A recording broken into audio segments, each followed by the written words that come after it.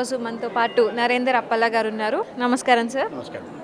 నమస్కారం సార్, 25వ తారీఖున కవిత గారు కొత్తగా పార్టీ ప్రారంభిస్తున్నారు కదా, దానికి ఎలాంటి చర్యలు తీసుకుంటున్నారు, ఎలాగ రూపకల్పన చేస్తున్నారు సార్ దానికి? జై తెలంగాణ, జై జాగృతి. మరి తెలంగాణ ప్రజానికేతానికి అందరికీ కూడా ముఖ్యంగా తెలంగాణ ఉద్యమ అభినందనలు చెప్తున్నాను.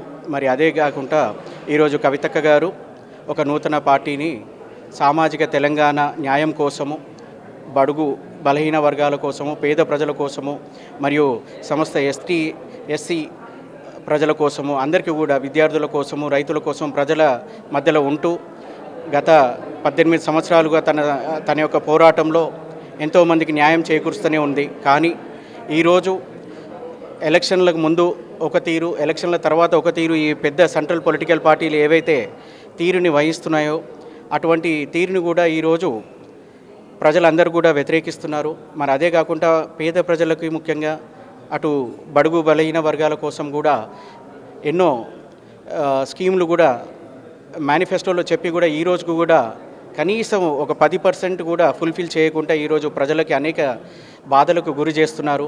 మరి వాటిని అన్నింటినీ కూడా ప్రశ్నిస్తూ కవితక్క గారు జనంబాట పేరుతోని మరియు ప్రజల మధ్యలో ఉంటూ తన 19 సంవత్సరాల నుండి 20 సంవత్సరాల సుదీర్ఘ పోరాటంలో ఎన్నో